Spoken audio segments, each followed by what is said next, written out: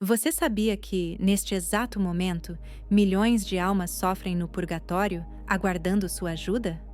Santa Teresa de Ávila revelou 10 objetos sagrados que você pode ter em sua casa agora mesmo, objetos que têm o poder de aliviar esse sofrimento eterno. Gostaria de descobrir quais são? Santa Teresa de Ávila não foi apenas uma das maiores místicas da Igreja Católica, uma mulher que teve visões extraordinárias do purgatório, do céu e do inferno. Em seus escritos e testemunhos, ela deixou revelações que, por séculos, permaneceram ocultas ou ignoradas por milhões de católicos. Entre essas revelações, encontra-se um poderoso segredo: 10 objetos sagrados que qualquer pessoa pode obter, mandar abençoar e usar para aliviar o sofrimento das almas que se purificam de seus pecados neste estado intermediário antes do céu. Se você realmente ama seus entes queridos falecidos, escreva nos comentários. Que Deus tenha misericórdia de suas almas. Não perca um segundo sequer deste vídeo, pois no final revelarei o objeto número 1, o mais poderoso de todos, aquele que Santa Teresa chamou de arma suprema para esvaziar o purgatório. Mas primeiro, você precisa descobrir os outros 9 e entender por que cada um possui um poder específico que você não pode desperdiçar. Antes de começarmos, demonstre sua fé na graça de Deus. Curta este vídeo se deseja que seus entes queridos falecidos descansem em paz eterna e inscreva-se se quiser aprender como ser um verdadeiro intercessor pelas almas do purgatório. Imagine por um instante que alguém que você amou profundamente está sofrendo no purgatório. Não no inferno, porque sua alma foi salva, mas também não no céu, porque ainda precisa expiar as consequências de seus pecados. Esse sofrimento, segundo os santos e doutores da Igreja, é mais intenso do que qualquer dor física que possamos sentir na Terra. Santa Catarina de Gênova descreveu o fogo do purgatório como ardendo mais intensamente do que qualquer chama terrena.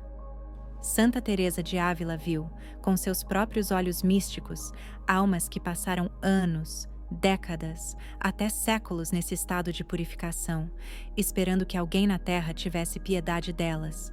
Mas eis o que muitos não sabem. Santa Teresa também descobriu algo que mudou para sempre a maneira como ela vivia sua fé. Existem 10 objetos sagrados, tangíveis e físicos que qualquer católico pode possuir, abençoar e usar para encurtar significativamente o sofrimento dessas almas. Não se tratam de objetos mágicos ou amuletos supersticiosos. São instrumentos da graça divina que a Igreja reconhece e abençoa há séculos, mas que foram esquecidos devido à falta de ensinamentos e à negligência espiritual de nossa época. A maioria dos católicos vai à missa aos domingos, reza ocasionalmente por seus entes queridos falecidos em novembro e pensa que isso basta. Mas Santa Teresa nos adverte contra isso. Em sua autobiografia, ela relata como viu a alma de um padre recém-falecido aparecer em sua cela, pedindo orações. Esse padre havia sido um homem bom e piedoso, que cumpria seus deveres, mas ainda estava no purgatório, sofrendo intensamente. Santa Teresa prometeu oferecer tudo o que pudesse por ele, e alguns dias depois, sua alma retornou, desta vez radiante de luz, para agradecê-la por finalmente ter sido libertada e admitida à presença de Deus. Essa experiência marcou profundamente Santa Teresa. A partir daquele momento, ela dedicou grande parte de sua vida à pesquisa, questionando teólogos, estudando os ensinamentos da Igreja e, sobretudo, escutando em oração para encontrar as maneiras mais eficazes de ajudar as almas no purgatório. E foi durante essas longas horas de contemplação, durante essas noites de êxtase místico, que o Senhor lhe revelou esses 10 objetos sagrados, 10 instrumentos concretos que Ele mesmo havia providenciado como canais de sua misericórdia para abreviar o tempo de purificação das almas. Esses objetos não têm todos o mesmo poder. Há uma hierarquia. Alguns têm um efeito menor, mas constante. Outros têm um impacto tão profundo que podem libertar uma alma em poucos dias. Santa Teresa organizou mentalmente esses objetos em uma escala do mais acessível ao mais poderoso. E é essa escala que seguiremos neste vídeo. Revelaremos cada um desses objetos em ordem crescente, do número 10 ao número 1, para que você entenda não apenas o que são, mas também por que funcionam, como devem ser usados e quais erros devem ser evitados ao aplicá-los. Mas antes de prosseguirmos, permita-me dizer algo que pode incomodá-lo. Neste exato momento, enquanto você ouve estas palavras, é muito provável que você tenha vários desses objetos em sua casa. Talvez estejam guardados em uma gaveta. Talvez estejam pendurados na parede sem que você lhes dê a devida atenção. Talvez você os tenha recebido em uma celebração litúrgica e os tenha esquecido. Enquanto esses objetos permanecerem inativos, as almas de seus entes queridos podem clamar por sua ajuda, não porque você seja uma pessoa má, mas simplesmente porque ninguém lhe ensinou a usá-los corretamente. E é exatamente isso, irmãos e irmãs, que vamos corrigir. Comecemos agora com o objeto número 10. É o menos poderoso dos 10, mas isso não o torna insignificante. Pelo contrário, é um objeto tão humilde e simples que a maioria das pessoas o subestima completamente. No entanto, Santa Teresa o usava frequentemente, especialmente em seus conventos, e ensinava suas freiras a nunca subestimarem seu valor. Este objeto é a vela benta. Sim, velas. As mesmas velas que você acende na igreja, coloca diante de uma imagem sagrada e usa durante as novenas, mas não quaisquer velas. Devem ser velas bentas por um sacerdote. Uma bênção não é simplesmente um ritual simbólico.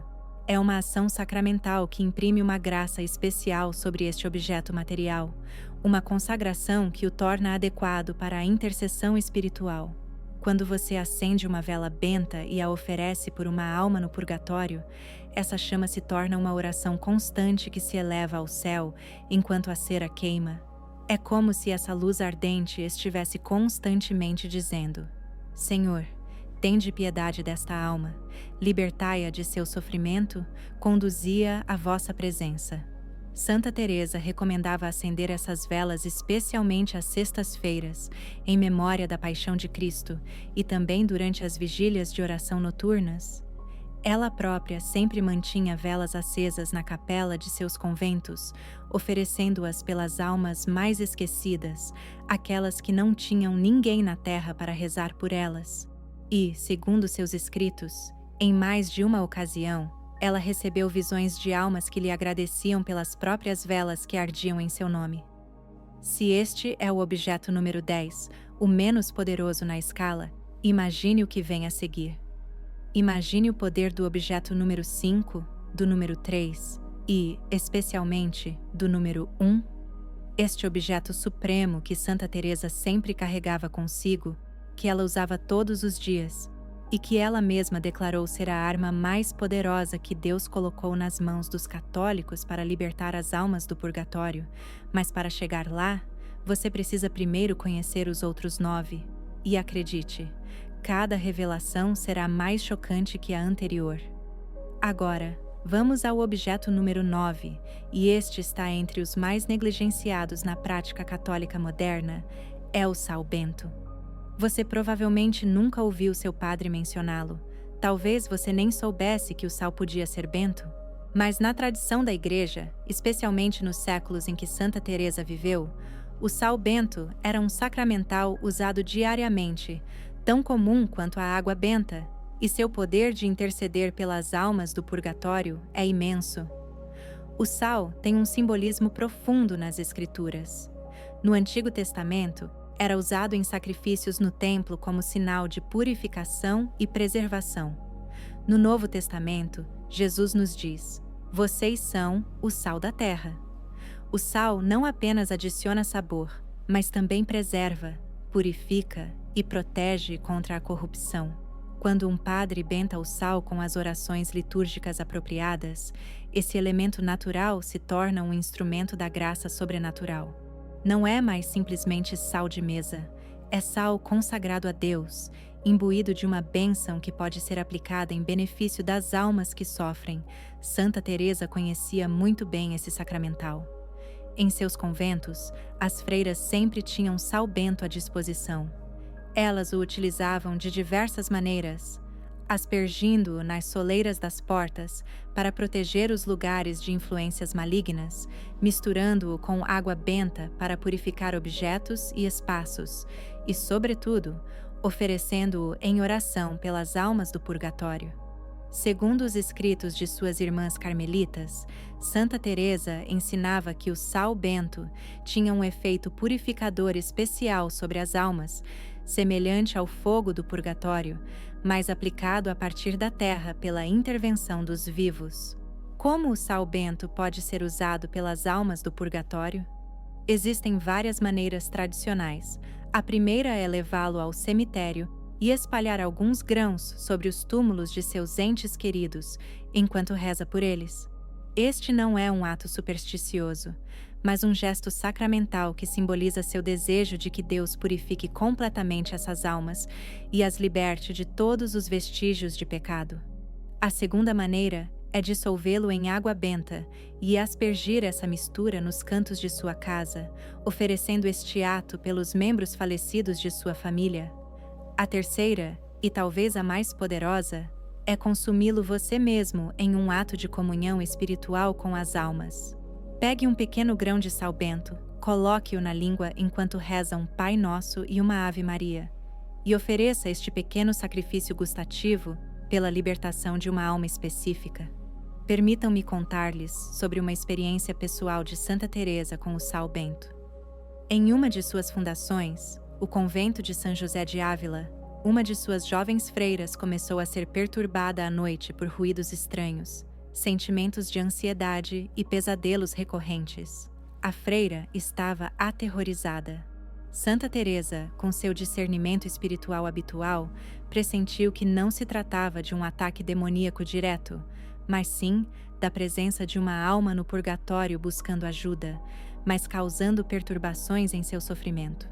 Santa Teresa ordenou que o sal fosse bento, especialmente para essa intenção, e, em seguida, pediu à freira que o aspergisse todas as noites, enquanto oferecia orações de súplica. 3 dias depois, as perturbações cessaram completamente, e, naquela mesma semana, durante a oração da manhã, Santa Teresa teve uma breve, porém clara, visão. A alma de um antigo proprietário daquela casa, que havia morrido sem se confessar, foi finalmente libertada, graças às orações e ao sal bento que ela ofereceu. Este relato, documentado nas crônicas do convento, revela algo crucial. O sal bento não apenas purifica os espaços físicos, mas também intercede diretamente junto a Deus pelas almas. É como se cada grão de sal fosse uma pequena oração tangível, um lembrete constante diante do trono divino de que alguém na terra está implorando por misericórdia para essas almas esquecidas. Mas eis a tragédia moderna. O sal bento praticamente desapareceu da prática católica contemporânea. Muitos jovens padres nem sequer sabem como abençoá-lo, pois nunca lhes foram ensinadas as orações tradicionais no seminário. Os fiéis, por sua vez, nunca o pedem porque desconhecem a sua existência. Enquanto isso, gerações inteiras de católicos perderam o acesso a este poderoso sacramental que seus antepassados utilizavam naturalmente. Se você, que está ouvindo isto agora, nunca usou sal bento, não se sinta mal. Não é sua culpa. É o resultado de décadas de negligência da tradição litúrgica. Mas agora que você sabe, agora que compreende o poder deste objeto, você tem a responsabilidade de agir. Vá à sua paróquia. Leve um pequeno frasco de sal comum, de preferência sal marinho ou sal grosso não processado. Peça ao padre que o abençoe. Se ele não souber como, você pode mostrar-lhe o ritual romano, o livro de bênçãos tradicionais da Igreja, que contém as orações específicas para a bênção do sal. E assim que tiver o sal bento em mãos, use-o. Use-o com fé, use-o com amor. Use-o sabendo que cada grão que você oferecer pode encurtar o sofrimento de uma alma que espera por sua ajuda há anos, talvez décadas. E agora, pense nisto. Se o sal bento, que é apenas o objeto número 9 na escada de Santa Teresa, tem esse poder purificador, que tipo de poder espiritual possuirão os objetos seguintes? Especialmente o objeto número 1, aquele que a santa considerava invencível. Mas ainda não chegamos lá? Primeiro, você precisa descobrir o objeto número 8, e este tem uma ligação direta com a paixão de Cristo. Eu o revelarei a você em um instante. O item número 8 é algo que você provavelmente escondeu em algum lugar da sua casa, sem saber do tesouro espiritual que possui. São os ramos de palmeira abençoados. Esses são os ramos que você recebe todo domingo de Ramos, e a maioria das pessoas os coloca atrás de um crucifixo ou em um vaso até que sequem e sejam esquecidos. Mas Santa Teresa de Ávila sabia algo que pouquíssimas pessoas sabem. Esses ramos de palmeira não são meros ornamentos religiosos, são poderosos instrumentos de intercessão pelas almas do purgatório, pois carregam a marca da vitória de Cristo sobre a morte. Lembremos o que aconteceu no Domingo de Ramos. Jesus entrou triunfalmente em Jerusalém, montado num jumento, cumprindo a profecia do profeta Zacarias. As multidões o saudaram, agitando ramos de palmeira e gritando: Hosana ao filho de Davi, bendito o que vem em nome do Senhor. Esses ramos de palmeira eram um símbolo de vitória, triunfo e realeza. No mundo antigo, quando um conquistador retornava vitorioso da batalha, as pessoas saíam para recebê-lo com ramos de palmeira. E naquele dia, o povo judeu reconheceu Jesus como seu rei, mesmo que não compreendessem plenamente que o seu reino não era deste mundo e que a sua vitória não seria militar, mas espiritual. Poucos dias após essa entrada triunfal, Jesus seria preso, torturado, humilhado e crucificado. Mas a Sexta-feira Santa não foi uma derrota. Foi a maior vitória de toda a história da humanidade. Na cruz, Cristo destruiu o poder do pecado e da morte. E quando ressuscitou ao terceiro dia, confirmou definitivamente essa vitória. Assim, os ramos do Domingo de Ramos não são meramente uma lembrança de um evento histórico, são a proclamação profética da paixão, morte e ressurreição de Cristo. São o símbolo de que ele venceu, de que triunfou, de que abriu os portões do paraíso fechados desde o pecado de Adão. Quando um sacerdote abençoa os ramos no Domingo de Ramos, não está simplesmente realizando um ato piedoso, está invocando sobre esses ramos a graça da vitória de Cristo. Está pedindo a Deus que esses ramos se tornem sinais sacramentais de proteção, bênção e intercessão. E, uma vez abençoados, esses ramos adquirem um verdadeiro poder espiritual que pode ser aplicado de muitas maneiras, inclusive para a libertação das almas no purgatório. Santa Teresa conhecia intimamente este sacramental. Em seus conventos, os ramos de palmeira benzidos eram guardados com grande reverência durante todo o ano, não eram deixados secar e murchar sem propósito. Eram utilizados. E uma das práticas mais comuns que ela ensinava era oferecer ramos de palmeira pelas almas dos falecidos.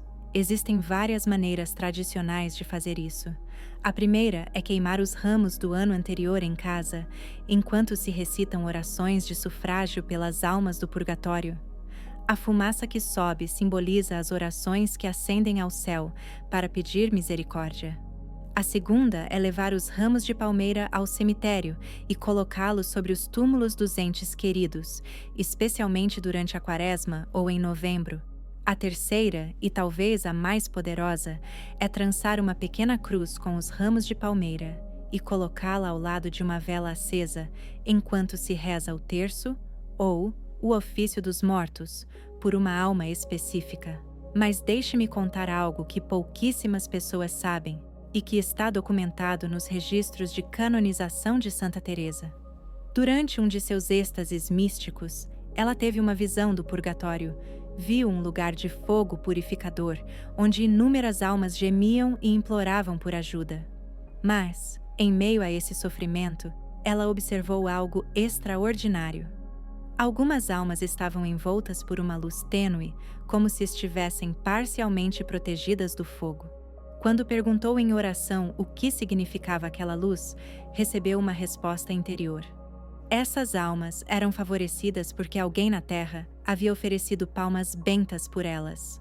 As palmas, por sua ligação com a vitória de Cristo, atuavam como um escudo espiritual que atenuava o sofrimento enquanto Deus completava a purificação dessas almas. Essa visão impactou Santa Teresa tão profundamente que, a partir daquele momento, ela intensificou a prática de usar palmas bentas pelos falecidos. Não só ela, mas todas as suas freiras nos conventos carmelitas receberam instruções específicas para nunca descartar as palmas como lixo. Elas eram queimadas em oração, levadas ao cemitério ou guardadas para uso em rituais de intercessão, pois cada palma benta é uma lembrança viva de que Cristo já triunfou, de que a morte não tem a palavra final e de que as almas no purgatório estão destinadas ao céu. Elas simplesmente precisam da nossa ajuda para chegar lá mais rapidamente. Imagine por um instante quantas palmeiras bentas foram desperdiçadas ao longo dos séculos, quantas acabaram no lixo, quantas foram deixadas para apodrecer em algum canto, sem jamais receber uma oração. Enquanto isso, milhões de almas continuavam a sofrer no purgatório, esperando que alguém na terra, usasse esses sacramentais que Deus colocou à disposição da Igreja justamente para aliviar sua dor. Não deixe que isso continue. Se você tem palmeiras bentas em casa, use-as, doe-as, queime-as com oração. Leve-as ao cemitério. Faça algo com elas.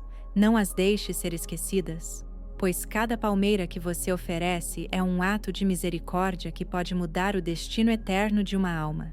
E se os ramos de palmeira, que são apenas o objeto número 8, possuírem esse poder ligado à paixão de Cristo, então preparem-se.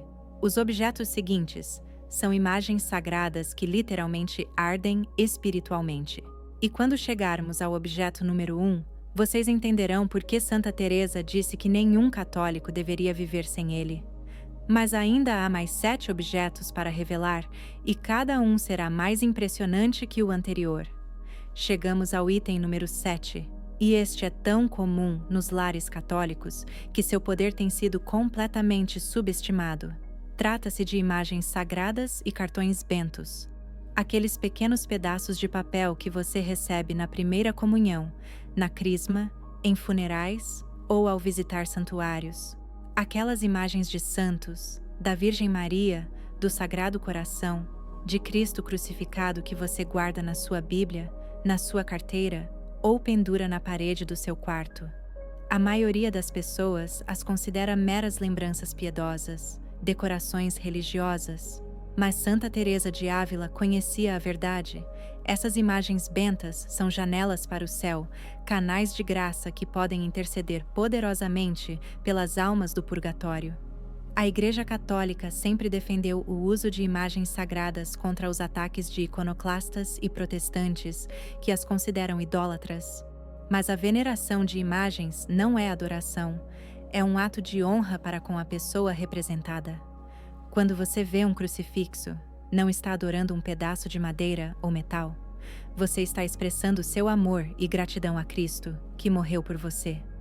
Quando você se ajoelha diante de uma imagem da Virgem Maria, não está adorando Maria como se ela fosse Deus. Você está honrando a Mãe de Deus e pedindo que ela interceda por você junto a seu filho. E quando você tem uma imagem abençoada de um santo, essa imagem se torna uma conexão espiritual com esse santo no céu. Santa Teresa era uma profunda devota das imagens sacras.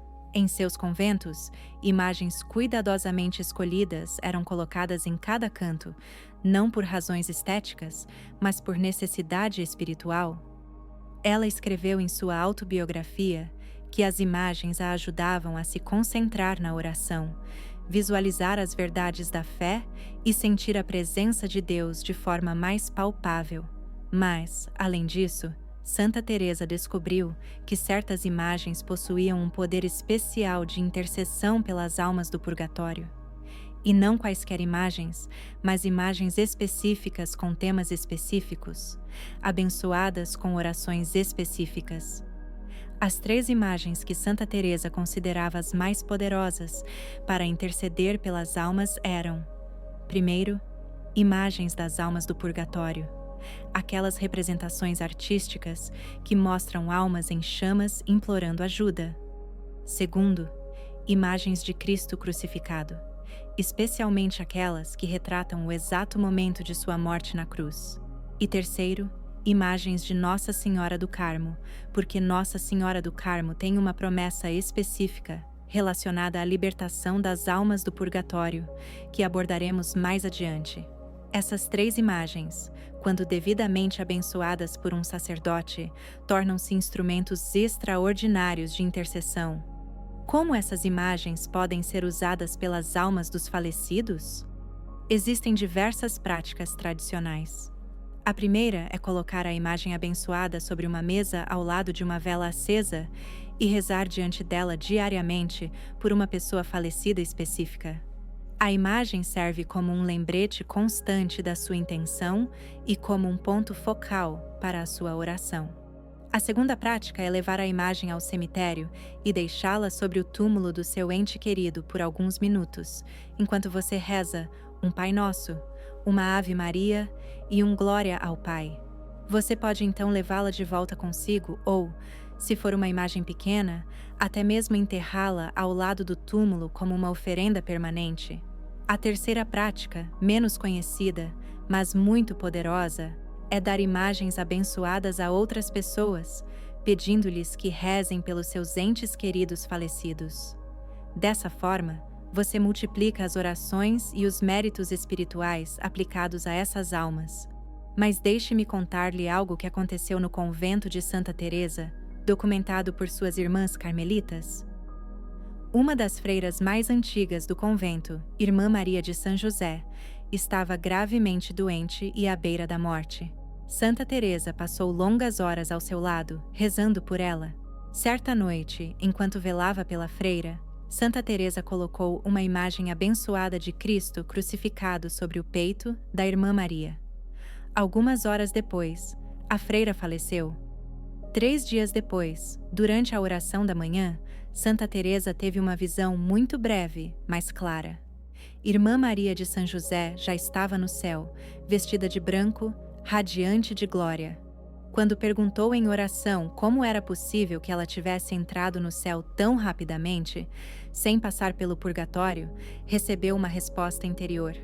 A imagem de Cristo crucificado, que havia sido colocada sobre seu peito no momento de sua morte, havia agido como um salvo-conduto espiritual, aplicando os méritos infinitos da paixão diretamente à sua alma. Este relato revela algo profundo. As imagens sagradas não são simplesmente objetos de devoção, são sacramentais, isto é, sinais sagrados instituídos pela Igreja que obtêm efeitos espirituais por meio da intervenção da própria Igreja, e quando usadas com fé, devoção e uma clara intenção de ajudar as almas no purgatório, podem acelerar grandemente a sua purificação. Considerem as imagens sagradas como chaves que abrem portas espirituais, chaves que ligam a terra ao céu, chaves que permitem que a graça de Deus flua mais abundantemente para aquelas almas que tanto dela necessitam. Agora, eis a pergunta que você precisa se fazer. Quantas imagens sagradas você tem em casa neste momento? Quantos santinhos estão guardados em gavetas, sem uso? Quantas imagens estão penduradas nas paredes, sem nunca terem sido veneradas por seus entes queridos falecidos? Cada imagem sagrada que você possui é uma arma espiritual à espera de ser usada. Não a desperdice. Tire-a do armário e coloque-a em um lugar visível. Acenda uma vela diante dela. Reze o terço. Ofereça um Pai Nosso. Faça algo, porque enquanto essas imagens permanecerem inativas, as almas de seus entes queridos podem sofrer desnecessariamente. E se as imagens sagradas, que são apenas o item número 7, têm esse poder de conectar-se com o céu, imagine o que vem a seguir. Os itens seguintes são ainda mais poderosos. São objetos que você pode sempre carregar consigo, que pode usar no corpo, que atuam como escudos espirituais permanentes. E quando chegarmos ao item número 1, você entenderá por que milhões de santos ao longo da história o consideraram absolutamente indispensável, mas ainda há mais 6 revelações por vir, e cada uma será mais poderosa que a anterior.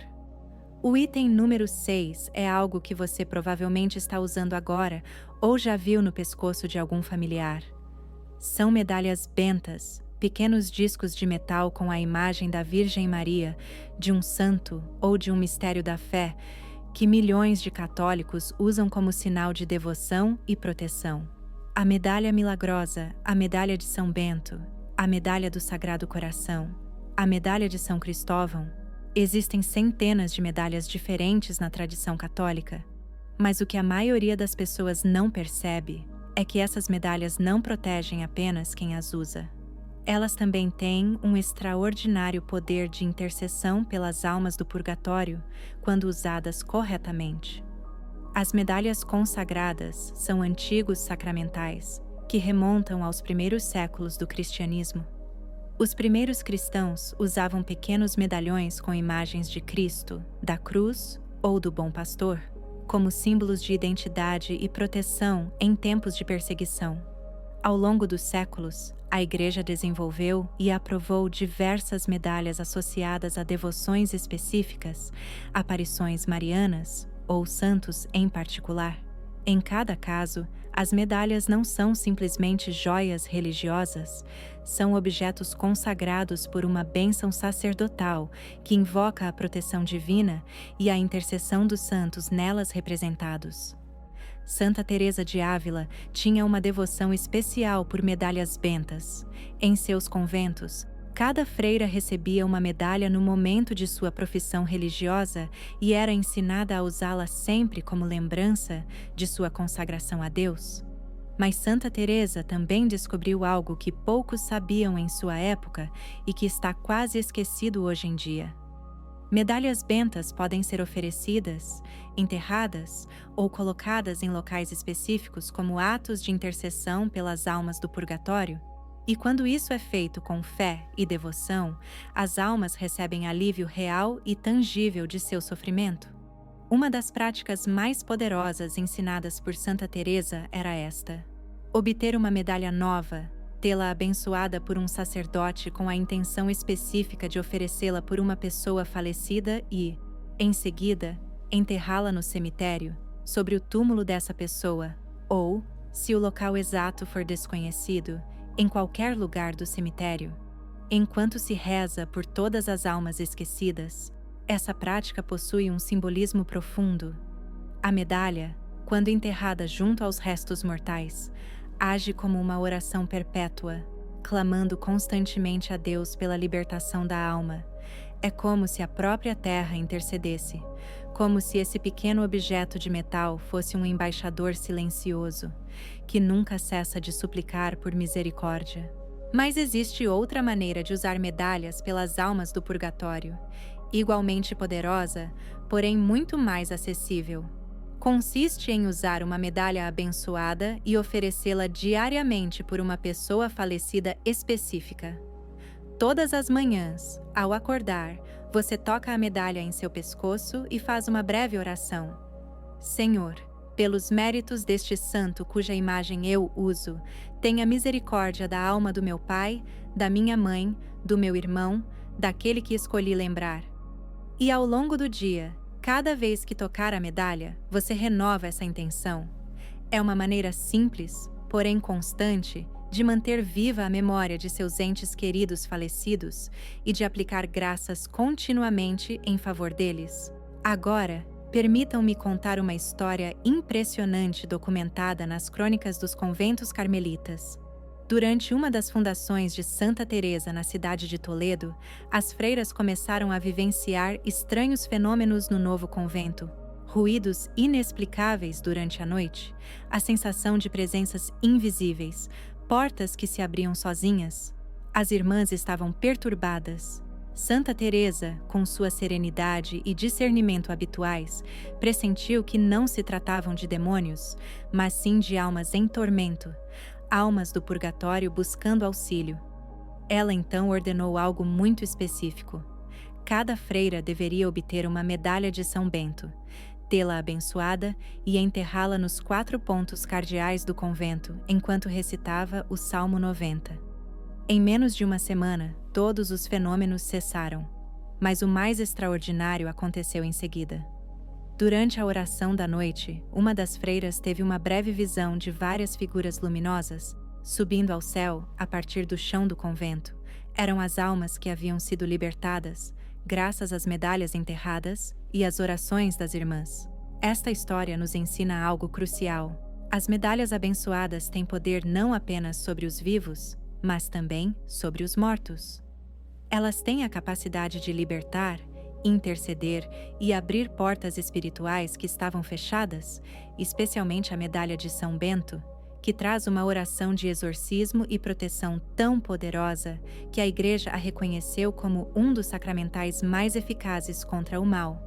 Mas também a medalha milagrosa, que Nossa Senhora presenteou a Santa Catarina Labouré, com promessas específicas de abundantes graças para aqueles que a usam devotamente, e a medalha carmelita ligada à promessa do escapulário, que abordaremos mais adiante. Agora, pense nisto. Quantas medalhas abençoadas você tem guardadas em gavetas? Quantas você recebeu em alguma celebração e nunca usou? Quantas você poderia comprar hoje em uma loja religiosa? Mande abençoá-las e comece a usá-las em memória de seus entes queridos, falecidos. Cada medalha é uma oportunidade. Cada medalha é um canal de graça. Cada medalha é um escudo espiritual que pode mudar o destino eterno de uma alma. Não as desperdice. Use-as, enterre-as, doe-as. Multiplique o poder delas orando pelas almas cada vez que as tocar. E se as medalhas, que são apenas o objeto número 6, possuem esse poder de intercessão e libertação, então preparem-se para o que está por vir, pois o próximo objeto é o que Santa Teresa chamou de sinal da nossa redenção. É o objeto que ela segurava nas mãos no momento de sua morte, o símbolo mais sagrado do cristianismo, e seu poder de aliviar as almas no purgatório é imenso. Mas antes de revelá-lo, vocês precisam entender por que esse objeto é a própria chave para o céu, e é isso que vocês descobrirão a seguir. Chegamos agora ao objeto número 5, tão sagrado, tão central para a fé católica, que sua mera menção deveria nos levar a prostrar-nos em reverência. Trata-se do crucifixo abençoado, não uma cruz vazia, como as usadas pelos protestantes, mas um crucifixo, ou seja, uma cruz com a imagem do corpo de Cristo crucificado. Este objeto não é simplesmente um símbolo, é a representação visual do momento mais importante de toda a história da humanidade. O momento em que Jesus Cristo, o Filho de Deus feito homem, deu a sua vida no Calvário para pagar o preço infinito pelos nossos pecados, e quando este crucifixo é abençoado por um sacerdote, torna-se um canal direto dos méritos da paixão de Cristo. Méritos que podem ser aplicados com imenso poder às almas do purgatório. Santa Teresa de Ávila tinha uma relação profundamente pessoal com o crucifixo. Em seus escritos, ela menciona repetidamente como contemplava o crucifixo por horas, meditando sobre cada detalhe do sofrimento de Cristo. As chagas em suas mãos e pés, a coroa de espinhos, a ferida em seu lado da qual jorravam sangue e água. Para Teresa, o crucifixo não era um objeto decorativo. Era seu guia de oração, sua fonte de força em tempos de provação, sua constante lembrança do amor infinito de Deus. E em seus últimos momentos na terra, enquanto jazia em seu leito de morte, ela pediu que seu crucifixo pessoal fosse trazido até ela, segurou-o nas mãos, beijou-o repetidamente e pronunciou suas últimas palavras enquanto o contemplava. Senhor, é hora de caminhar. Então, expirou com o crucifixo sobre o peito. Mas, além do seu valor devocional pessoal, Santa Teresa descobriu que o Santo Crucifixo possui um poder específico e extraordinário de intercessão pelas almas do purgatório. E esse poder se baseia numa profunda verdade teológica. Cristo morreu apenas uma vez na cruz, mas os méritos infinitos do seu sacrifício estão disponíveis para sempre. Cada vez que contemplamos o crucifixo com fé, cada vez que o beijamos com devoção, cada vez que rezamos diante dele, oferecendo nossas preces pelas almas, aplicamos esses méritos infinitos em benefício dos falecidos. É como se disséssemos a Deus: Pai, pelos sofrimentos do teu Filho nesta cruz, tem misericórdia desta alma que está purificando-se dos seus pecados. Uma das práticas mais poderosas que Santa Teresa ensinou com o crucifixo foi o ritual da Sexta-feira Santa.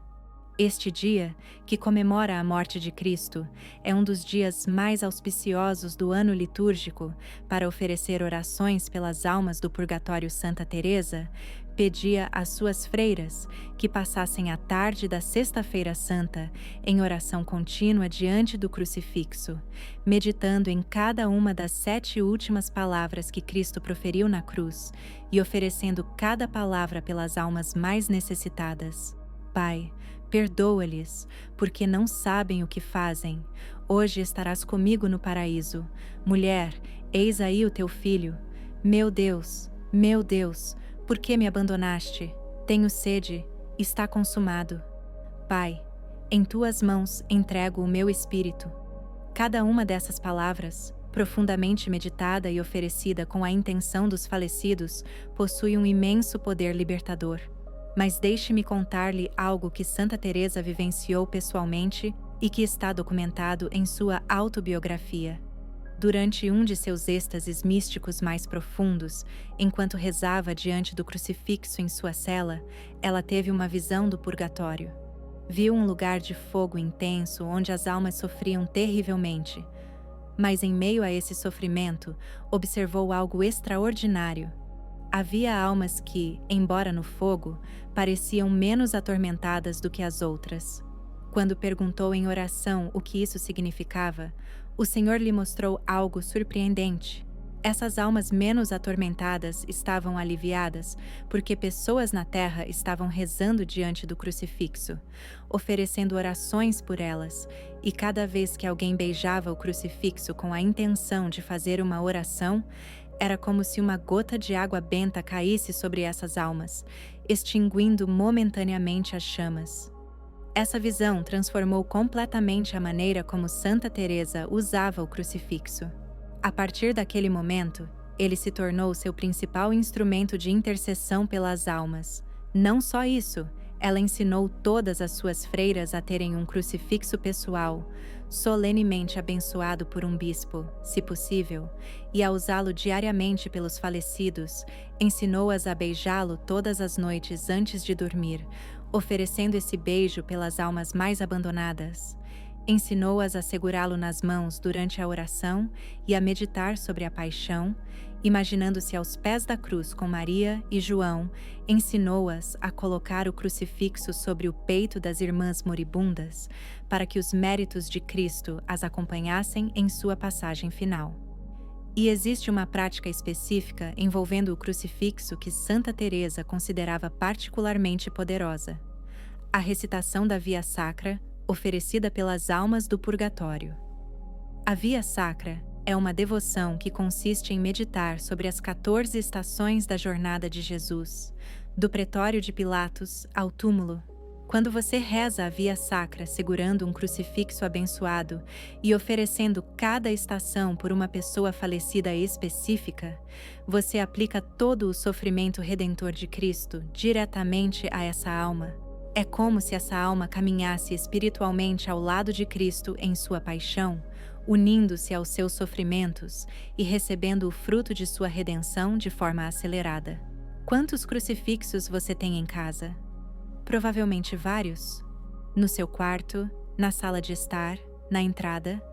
Mas quantas vezes você os usou conscientemente para interceder por seus entes queridos falecidos? Quantas vezes você os beijou, oferecendo esse gesto pela alma de seu pai, sua mãe, seus avós, seus amigos que partiram? O crucifixo não deve ser um mero ornamento religioso pendurado na parede. Deve ser sua principal arma espiritual. Todas as manhãs, beije-o e ofereça seu dia pelas almas. Todas as noites, segure-o e reze o Pai Nosso pelos falecidos. Toda Sexta-feira Santa, reserve um tempo para contemplá-lo e meditar sobre a paixão por aqueles que já não estão entre nós. E se o crucifixo, que é apenas o quinto objeto, tem esse imenso poder diretamente ligado aos méritos infinitos de Cristo, imagine o que vem depois. Os próximos 4 objetos são aqueles que muito poucos católicos conhecem, mas que possuem poder supremo. São objetos que se relacionam diretamente com a promessa de salvação, a intercessão da Virgem Maria e a comunhão dos santos. E quando chegarmos ao primeiro objeto, você entenderá por que ele é a arma suprema. Mas ainda há mais 5 revelações, e cada uma delas transformará sua compreensão da intercessão pelas almas. Chegamos agora ao objeto número 4, um dos mais poderosos e menos compreendidos de todos os sacramentais católicos. Trata-se do escapulário, especificamente o escapulário carmelita. Se você já viu alguém usando 2 pequenos pedaços de tecido unidos por cordões em volta do pescoço, você já viu um escapulário?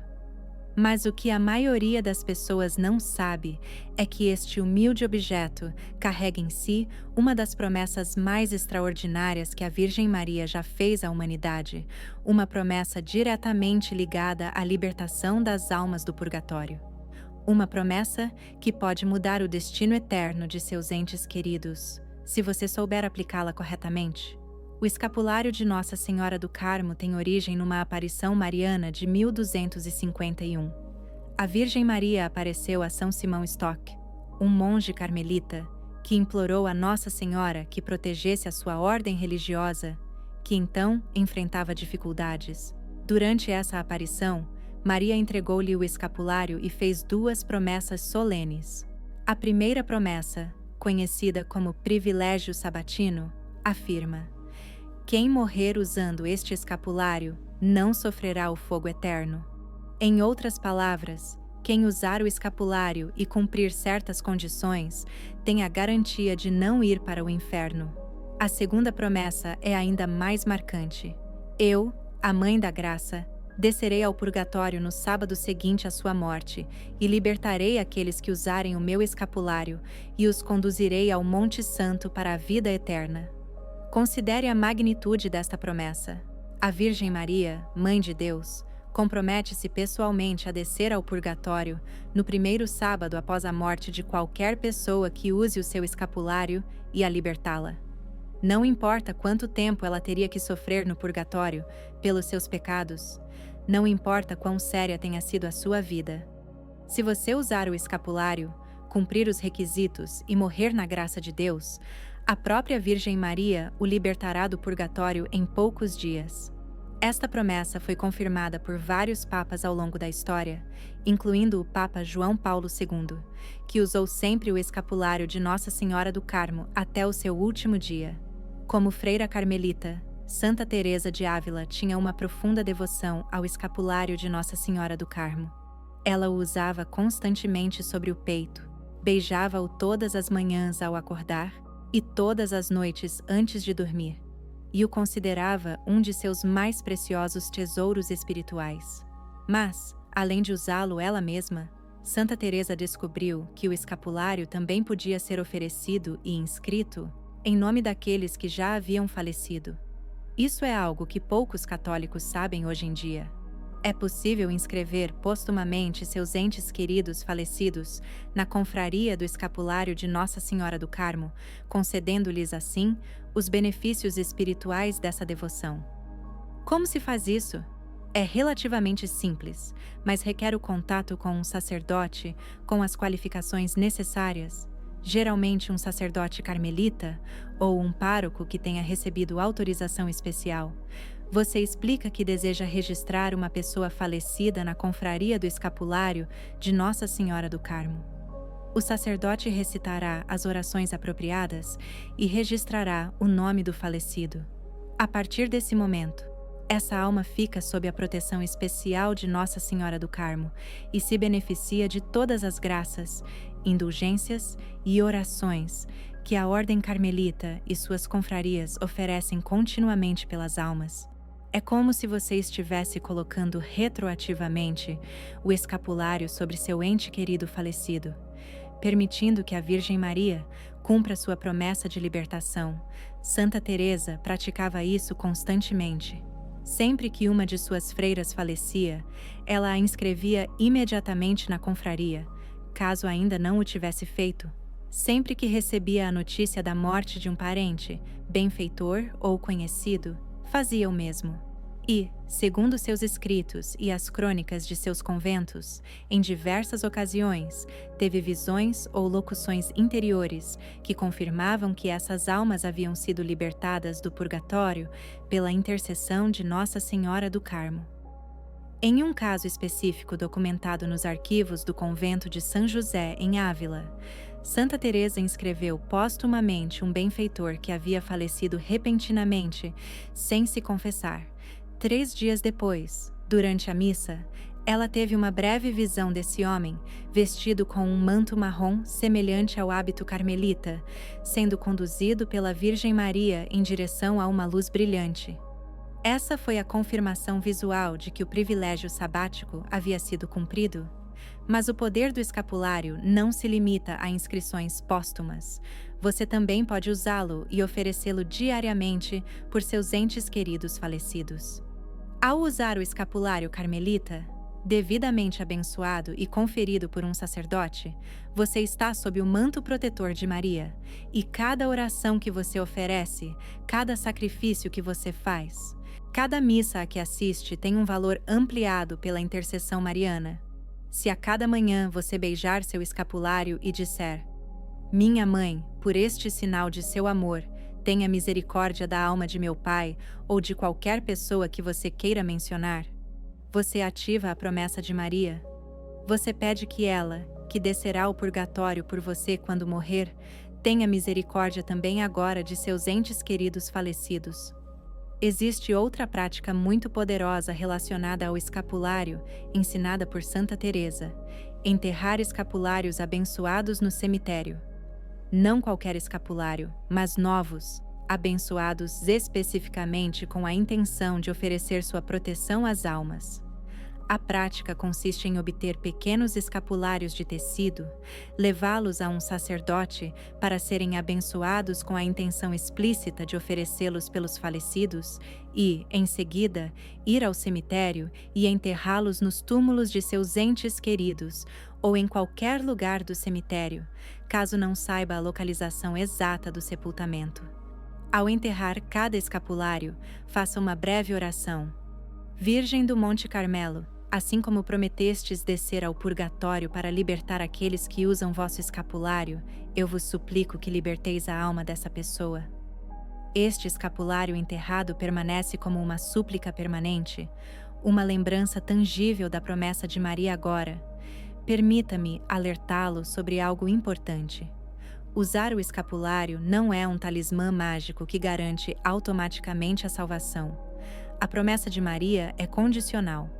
Para se beneficiar do privilégio sabático, você deve cumprir certas condições: usar o escapulário constantemente, viver em estado de graça, rezar uma oração mariana diariamente, como o Rosário ou o Pequeno Ofício de Nossa Senhora, e observar a castidade de acordo com seu estado de vida. Não se trata de colocar o escapulário e continuar vivendo em pecado, esperando que Maria o salve automaticamente. Trata-se de viver uma vida de verdadeira devoção mariana, deixando que o escapulário seja uma lembrança constante de seu compromisso com a santidade. Mas se você cumprir essas condições, se viver com sincera devoção mariana, então a promessa é real, eficaz e poderosa. E não apenas para você quando morrer, mas também para seus entes queridos falecidos, se você os inscrever ou oferecer seu escapulário por eles. Pense nisso. Quantos católicos da sua família morreram sem nunca terem conhecido o escapulário? Quantos estão atualmente no purgatório e poderiam ser libertados se você registrasse seus nomes na confraria? Quantos poderiam se beneficiar dos escapulários que você enterra no cemitério? Não perca esta oportunidade. Encontre um padre carmelita, consiga alguns escapulários, registre seus entes queridos falecidos, leve-os ao cemitério. Haja, porque cada dia que passa é mais um dia de sofrimento para essas almas que aguardam a sua misericórdia.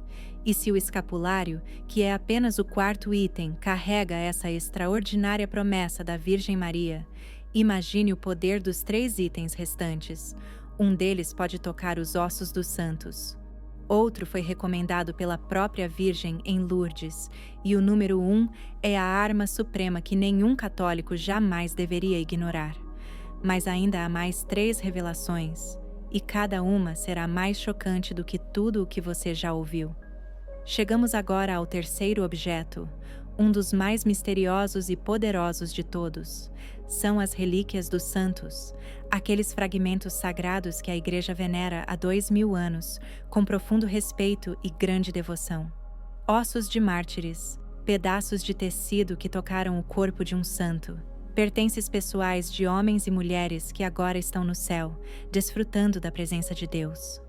Para muitos católicos modernos, a veneração de relíquias parece medieval, até mórbida, mas a verdade teológica por trás das relíquias é profunda e firmemente enraizada nas Escrituras e na tradição, e Santa Teresa de Ávila sabia algo que poucos sabem. As relíquias têm um extraordinário poder de intercessão pelas almas do purgatório. A veneração de relíquias não é superstição, tem fundamento bíblico. No segundo livro dos Reis, lemos que, quando um cadáver foi lançado sobre os ossos do profeta Eliseu, o morto ressuscitou ao entrar em contato com os ossos do santo. Nos Atos dos Apóstolos, aprendemos que as pessoas levavam lenços e aventais que haviam tocado o corpo de São Paulo aos enfermos, e estes eram curados. Esses relatos nos ensinam algo crucial. Deus honra os corpos de seus santos, mesmo após a morte, porque esses corpos eram templos do Espírito Santo, e se Deus realiza milagres por meio de relíquias para os vivos, também pode realizá-los para os mortos no purgatório. A Igreja Católica classifica as relíquias em 3 graus. Relíquias de primeiro grau são partes do corpo do santo: ossos, cabelo, sangue, órgãos. Relíquias de segundo grau são objetos que o santo usava regularmente: roupas, livros, instrumentos de penitência, pertences pessoais. Relíquias de terceiro grau são objetos que estiveram em contato com uma relíquia de primeiro ou segundo grau: imagens, medalhas, tecidos. E embora as relíquias de primeiro grau sejam as mais veneradas e poderosas, mesmo as de terceiro grau têm valor espiritual real quando devidamente certificadas pela Igreja. Santa Teresa de Ávila possuía uma impressionante coleção de relíquias. Em seus conventos, ela preservava reverentemente fragmentos de ossos de mártires, pedaços de tecido que tocaram santos ilustres e pertences pessoais de fundadores de ordens religiosas, mas ela não os guardava simplesmente como tesouros devocionais.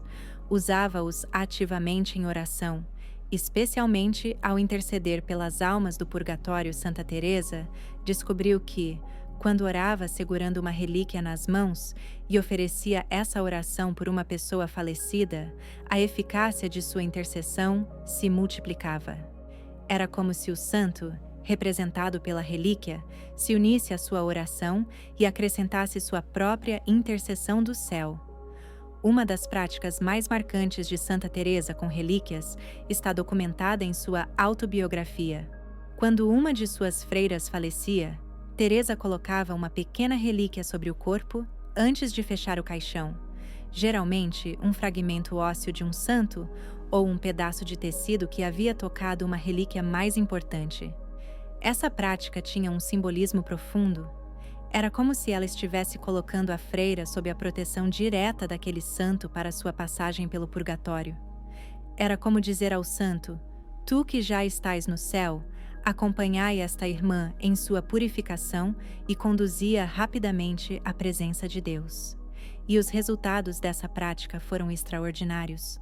Em diversas ocasiões, documentadas por suas irmãs carmelitas, Santa Teresa teve visões ou locuções interiores que confirmavam que as freiras sepultadas com relíquias tinham uma passagem acelerada pelo purgatório. Em um caso específico, uma jovem freira havia falecido após uma longa doença. Antes do sepultamento, Santa Teresa colocou sobre o peito da jovem uma pequena relíquia de Santa Catarina de Alexandria, mártir a quem dedicava especial devoção. 3 dias depois, durante a oração da noite, Santa Teresa viu a freira falecida e Santa Catarina, ambas vestidas de branco, caminhando em direção a uma luz brilhante. Isso confirmou que a intercessão da santa, invocada por meio da relíquia, havia sido eficaz. Mas há algo que você precisa entender. Você não precisa de relíquias de primeiro grau, que são extremamente raras e guardadas em catedrais, basílicas e santuários importantes. Relíquias de terceiro grau são totalmente acessíveis a qualquer católico. Você pode obtê-las em santuários, casas religiosas, ou até mesmo criá-las você mesmo. Como? Levando uma imagem devocional, medalha ou pequeno pedaço de pano a um santuário onde uma relíquia esteja exposta, tocando-a reverentemente enquanto reza e, em seguida, guardando-a como uma relíquia de terceiro grau. Esse objeto, mesmo que não tenha vindo do corpo do santo, esteve em contato com algo que esteve e, portanto, participa, de alguma forma, da santidade e do poder de intercessão desse santo. Santa Teresa ensinou suas freiras a sempre manterem algumas relíquias de terceiro grau à mão para oferecer às almas. Ensinou-as a rezar o rosário, segurando uma relíquia nas mãos, oferecendo cada mistério pelos falecidos. Ensinou-as a colocar relíquias sobre as cartas que escreviam aos parentes doentes, abençoando-as assim com a intercessão dos santos. Ensinou-as a levar relíquias ao cemitério e deixá-las sobre os túmulos como sinais permanentes de intercessão.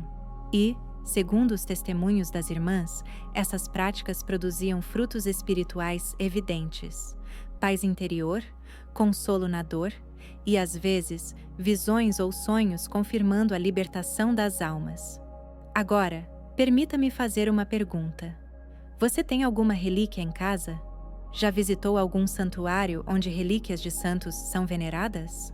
Já tocou uma imagem devocional ou medalha em uma relíquia para convertê-la em uma relíquia de terceiro grau? Se a resposta for não, você está perdendo uma das maneiras mais poderosas que a Igreja oferece para ajudar as almas do purgatório. Você não precisa viajar para Roma ou para a Terra Santa. Pode começar com algo simples. Consiga uma imagem devocional do seu santo favorito. Leve-a à sua paróquia ou a um convento próximo onde uma relíquia possa ser guardada. Peça permissão para tocar essa relíquia e então guarde-a como um tesouro espiritual que você possa usar em suas orações pelos falecidos. E se as relíquias, que são apenas o terceiro objeto, têm esse poder de conectar diretamente o céu e a terra e multiplicar a eficácia de nossas orações, então preparem-se. Restam apenas 2 objetos a serem revelados. O segundo é aquele que a Virgem Maria recomendou pessoalmente em Lourdes e que possui extraordinário poder purificador. E o primeiro é a arma suprema, o objeto que Santa Teresa jamais abandonou, o instrumento que libertou mais almas do purgatório do que qualquer outro na história da Igreja. Mas antes de chegarmos ao primeiro ponto, você precisa conhecer o poder da água benta, e é isso que você está prestes a descobrir. Chegamos ao segundo ponto, e este é tão poderoso, tão universalmente acessível e tão profundamente ligado à misericórdia de Deus, que é um mistério porque milhões de católicos o têm em casa, mas nunca o usam corretamente. É a água benta. Aquele líquido transparente que você guarda em um pequeno frasco perto da porta de entrada, que você toca brevemente ao entrar ou sair da igreja, que você pode usar ocasionalmente para fazer o sinal da cruz. Mas o que você não sabe, O que muito poucos católicos entendem é que a água benta é um dos sacramentais mais antigos e poderosos da Igreja, e sua capacidade de aliviar o sofrimento das almas no purgatório é imensa, quase imensurável. A água benta não é água comum, é água consagrada por uma oração solene recitada por um sacerdote, que invoca a bênção de Deus sobre ela, pedindo que se torne um instrumento de graça, purificação e proteção. No ritual tradicional de bênção da água, o sacerdote mistura sal bento à água e recita orações, incluindo um pequeno exorcismo, afastando qualquer influência maligna e pedindo que a água se torne uma fonte de vida espiritual. Uma vez concluído este ritual, a água deixa de ser meramente um canal da graça divina. Torna-se um canal sacramental da graça divina. O simbolismo da água nas Escrituras é profundo, desde o início do Gênesis, quando o Espírito de Deus pairava sobre as águas primordiais, passando pelo dilúvio que purificou a terra, até o batismo de Jesus no Jordão, quando o Espírito Santo desceu sobre ele. A água representa purificação, vida nova e renascimento espiritual. E quando essa água é abençoada pela Igreja, torna-se um eco sacramental da água batismal, capaz de purificar, proteger e interceder. Santa Teresa de Ávila tinha uma devoção extraordinária à água benta. Em seus escritos, ela menciona repetidamente o poder desse sacramental, não apenas contra as tentações demoníacas, mas também como meio de intercessão pelas almas. Em sua autobiografia, ela relata uma experiência impactante que mudou para sempre sua compreensão da água benta. Durante uma de suas visões do purgatório, ela viu almas sofrendo intensamente em meio ao fogo purificador, mas observou algo extraordinário. Sempre que alguém na terra aspergia água benta, oferecendo-a pelas almas, era como se gotas de água fresca caíssem sobre essas almas em chamas, aliviando momentaneamente seu tormento. E se essa pessoa aspergisse a água benta com fé profunda e devoção constante, o alívio era ainda maior, acelerando significativamente o processo de purificação. Essa revelação levou Santa Teresa a estabelecer práticas muito específicas com água benta em todos os seus conventos. Todas as noites, antes de dormir, as freiras deviam aspergir suas celas com água benta, oferecendo esse ato pelas almas do purgatório. Todas as manhãs, ao acordar, faziam o mesmo. Às sextas-feiras, dia dedicado à Paixão de Cristo, deviam aspergir todos os cantos do convento com água benta, enquanto recitavam o terço ou salmos penitenciais. E em novembro, mês das almas, a prática se intensificava. Diversas aspersões diárias eram realizadas, sempre acompanhadas de orações específicas de intercessão. Mas o uso mais poderoso da água benta, descoberto por Santa Teresa, foi sua aplicação direta no cemitério. Essa prática, documentada nas crônicas carmelitas, consistia em levar uma grande garrafa de água benta ao cemitério, especialmente nas manhãs de sábado, e aspergir generosamente os túmulos enquanto se rezava pelas almas ali repousadas. Santa Teresa ensinava que essa prática era particularmente eficaz porque combinava 3 elementos: o sacramental da água benta, a presença física no local de repouso final e a oração intercessória direta. Era como se você estivesse levando o rio da misericórdia divina diretamente aos portões do purgatório, e existem muitos testemunhos da eficácia dessa prática. Em uma ocasião documentada nas atas do convento de Salamanca, uma das freiras começou a ter sonhos recorrentes com sua mãe falecida, que havia morrido anos antes. Nesses sonhos, sua mãe parecia sofrer e pedir ajuda. A freira, angustiada, consultou Santa Teresa, que lhe deu instruções precisas. Todos os sábados, durante um mês, ela deveria ir ao cemitério onde sua mãe estava enterrada, levar um frasco de água benta, aspergir generosamente o túmulo e rezar 3 terços completos, oferecidos por sua alma. A freira obedeceu fielmente. No 4º sábado, ela teve um último sonho. Sua mãe apareceu radiante, vestida de branco, sorrindo e agradecida. Ela nunca mais sonhou com ela. Ela havia sido libertada. Existe uma maneira específica de usar água benta pelas almas que Santa Teresa considerava a mais poderosa de todas. Consiste em misturar a água benta com lágrimas sinceras de pesar pelo falecido. Quando você chora verdadeiramente por alguém que ama e que morreu, quando essas lágrimas brotam de um coração contrito, que deseja ardentemente o bem eterno dessa alma, essas lágrimas têm um imenso valor espiritual. E se você molhar os dedos na água benta, misturá-los com suas lágrimas e fizer o sinal da cruz sobre o coração, oferecendo esse gesto pelo seu ente querido falecido, você realiza um dos mais poderosos atos de intercessão. É como se você unisse sua dor humana à graça divina contida na água benta, criando uma oração que clama poderosamente diante do trono de Deus. Santa Teresa também ensinou outra prática envolvendo água benta, pouco conhecida, mas extremamente eficaz: a bênção de fotografias de pessoas falecidas. Se você tiver uma fotografia de um ente querido falecido, pode colocá-la sobre uma mesa ao lado de uma vela acesa, aspergi-la com água benta enquanto reza por essa pessoa e, em seguida, guardá-la em um lugar especial como um lembrete constante do seu compromisso de rezar por essa alma. Cada vez que você vir essa fotografia abençoada com água benta, renove sua intenção de continuar rezando, até ter a certeza interior de que a alma foi libertada. Mas permita-me alertá-lo sobre um ponto crucial. A água benta perde sua bênção se for contaminada por água comum, ou se ficar sem uso por muito tempo, a ponto de se deteriorar ou acumular impurezas.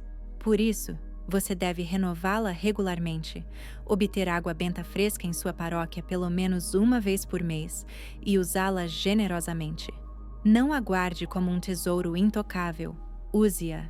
Borrife-a em sua casa diariamente, leve-a ao cemitério. Abençoe seus filhos com ela e ofereça-a por seus entes queridos falecidos. A água benta foi feita para ser usada, não para ficar parada em uma garrafa esquecida. E se a água benta, que é apenas o item número 2, tem esse poder purificador e libertador, comparável a um rio de misericórdia que flui do céu para o purgatório, então prepare-se para o que vem a seguir, porque o item número 1, aquele que você espera desde o início deste vídeo, é a arma suprema.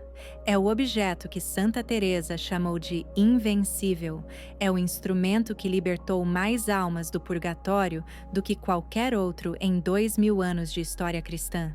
E nos próximos minutos, você descobrirá exatamente o que é, por que é tão poderoso e como você deve usá-lo para mudar o destino eterno de seus entes queridos. Não perca uma palavra do que se segue, porque é o que você estava esperando. Finalmente chegamos ao ponto principal. O objeto mais importante, a arma suprema, o instrumento mais poderoso que Deus colocou nas mãos dos católicos para libertar as almas do purgatório. E esse objeto é o Santo Rosário. Aquele terço que você talvez tenha guardado em uma gaveta, talvez herdado da sua avó, talvez pendurado no retrovisor do seu carro como decoração. Mas o rosário não é uma decoração, não é um amuleto da sorte, não é simplesmente um objeto de devoção. É a arma espiritual mais devastadora contra o mal, contra o pecado e contra o sofrimento das almas no purgatório. E se você realmente compreender o seu poder e aprender a usá-lo corretamente, poderá literalmente libertar seus entes queridos do purgatório. O Santo Rosário foi entregue pela Virgem Maria a São Domingos de Gusmão no século XI, durante uma aparição na qual Nossa Senhora lhe revelou que essa devoção seria a arma suprema para combater a heresia, converter os pecadores e salvar as almas. Desde então, o Rosário tem sido promovido por inúmeros papas, santos e doutores da Igreja. São Pio V atribuiu a vitória em Lepanto ao Rosário. São Pio XII chamou o Rosário de compêndio de todo o Evangelho. João Paulo II rezou o Rosário inteiro todos os dias de sua vida. E Santa Teresa de Ávila, apesar de uma vida extraordinária de oração mística, repleta de êxtases e visões, jamais abandonou a recitação diária do rosário. Por que o rosário é o objeto número 1? Porque ele combina diversos elementos de poder espiritual em um único instrumento. Primeiro, é um objeto abençoado, um sacramental que, quando abençoado por um sacerdote, recebe uma graça especial. Segundo, é uma oração vocal e mental que envolve todo o seu ser, sua voz ao rezar, sua mente ao meditar nos mistérios, seu coração ao oferecer cada Ave Maria. Terceiro, é uma oração centrada em Cristo, porque embora você esteja rezando para Maria, cada mistério do rosário leva você a contemplar um momento da vida, paixão, morte ou ressurreição de Cristo. Quarto, é uma oração repetitiva que, longe de ser monótona, tem um poder cumulativo. Cada Ave Maria é como um golpe de martelo que quebra as correntes que prendem as almas no purgatório. Santa Teresa descobriu o extraordinário poder do rosário para as almas do purgatório durante uma de suas visões mais poderosas. Certa noite, enquanto rezava o rosário em sua cela, oferecendo-o pelas almas mais abandonadas, foi subitamente transportada para um êxtase e levada misticamente ao purgatório. Lá, viu algo que a marcou para sempre. Cada Ave Maria que recitava produzia uma luz brilhante que descia sobre as almas como raios do céu. E essas luzes, ao tocarem as almas, extinguiam parcialmente as chamas do fogo purificador, trazendo alívio imediato e real. Mas o mais extraordinário era o seguinte: quando completavam o mistério inteiro, ou seja, 10 Ave-Marias, um Pai Nosso e um Glória ao Pai, as luzes se fundiam em uma luz maior que libertava completamente várias almas, conduzindo-as instantaneamente ao céu. Essa visão transformou completamente a prática do rosário em todos os conventos de Santa Teresa. A partir daquele momento, ela decretou que todos os dias, sem exceção, todas as freiras deveriam rezar pelo menos um rosário completo, oferecido especificamente pelas almas do purgatório, e não qualquer rosário rezado mecanicamente enquanto a mente divagava, mas um rosário meditativo, oferecido com intenção clara, rezado com fé profunda e amor ardente pelas almas sofredoras. Os resultados foram extraordinários. As crônicas dos conventos carmelitas estão repletas de testemunhos de almas que apareceram em sonhos ou visões para agradecer às freiras pelos rosários rezados em seu favor. Mas agora vem a parte mais importante. Como você deve rezar o rosário para maximizar sua eficácia pelas almas do purgatório? Santa Teresa ensinou um método específico que agora revelarei a vocês. Primeiro, antes de começar o rosário, segure o terço em suas mãos, beije-o devotamente e faça uma oração com intenção clara. Virgem Maria, Mãe de Misericórdia, eu vos ofereço este santo rosário pela alma de nome da pessoa, se as chamas do purgatório a atormentam. Que cada Ave Maria seja como água fresca sobre seu sofrimento. Se ela já está no céu, que os méritos deste rosário sejam aplicados às almas mais abandonadas, que não têm ninguém para rezar por elas. Em segundo lugar, ao rezar cada mistério, não se limite a recitar as palavras mecanicamente. Medite em cada cena. Se rezar o primeiro mistério doloroso, a oração do jardim, imagine Jesus suando sangue pelos pecados da humanidade, incluindo os do seu ente querido falecido. Se rezar o segundo mistério doloroso, a flagelação na coluna, contemple cada chicotada que Cristo recebeu e ofereça esse sofrimento infinito como pagamento pelo tempo que seu ente querido falecido passou no purgatório. Cada mistério é uma meditação sobre a redenção e, ao oferecê-lo por uma alma específica, você está aplicando diretamente os méritos infinitos de Cristo a essa alma. Em terceiro lugar, reze o rosário em locais específicos sempre que possível. Rezá-lo em um cemitério, junto ao túmulo de um ente querido, tem uma eficácia particular. Rezá-lo em uma igreja, diante do Santíssimo Sacramento exposto, aumenta seu poder. Rezá-lo em comunidade com sua família ou em um grupo de oração, une as intenções e os méritos de todos, mas mesmo que você o reze sozinho em casa, em seu quarto, no silêncio da noite, ele tem um poder imenso se você o rezar com fé. Quarto, e isto é crucial, reze o rosário diariamente até ter a certeza interior de que a alma pela qual você está rezando foi libertada. Não o reze apenas uma vez, pensando que isso será suficiente. Santa Teresa ensinou que algumas almas precisam de semanas, meses ou até anos de oração constante do rosário. Mas cada rosário conta, cada rosário encurta o tempo, cada rosário aproxima essa alma do céu. Não se desanime, persevere, pois a perseverança na oração é a chave para a libertação. E existe uma promessa extraordinária que a Virgem Maria fez àqueles que rezam fielmente o rosário. Ninguém que me invocar com o rosário será condenado. Se você reza o rosário diariamente por seus entes queridos falecidos, você não está apenas ajudando-os, você está garantindo a sua própria salvação. Você está obtendo a intercessão de Maria na sua hora da morte. Você está tecendo uma rede de graça que o sustentará quando chegar a sua vez de enfrentar o julgamento de Deus. Santa Teresa de Ávila morreu segurando seu rosário. Suas últimas palavras foram proferidas enquanto seus dedos enfraquecidos tocavam as contas desgastadas por décadas de uso. E, segundo o testemunho das freiras, que estavam com ela em seu leito de morte, no exato momento em que exalou seu último suspiro, uma luz suave preencheu o quarto, e uma fragrância inexplicável impregnou o ar. Era o sinal de que Maria, fiel à sua promessa, viera buscar sua filha, uma devota seguidora do Rosário. Agora você conhece os 10 objetos, das velas ao Santo Rosário, do mais humilde ao mais poderoso. Mas conhecê-los não basta. Você precisa usá-los, precisa agir, porque enquanto esses objetos permanecerem inativos, as almas de seus entes queridos continuarão a sofrer. E agora que você conhece a verdade, agora que recebeu esse conhecimento, você tem uma responsabilidade de misericórdia, uma responsabilidade de amor, uma responsabilidade que pode mudar destinos eternos. E é exatamente isso que você descobrirá ao final deste vídeo. Você chegou ao final deste vídeo e agora possui um conhecimento que a maioria dos católicos esqueceu.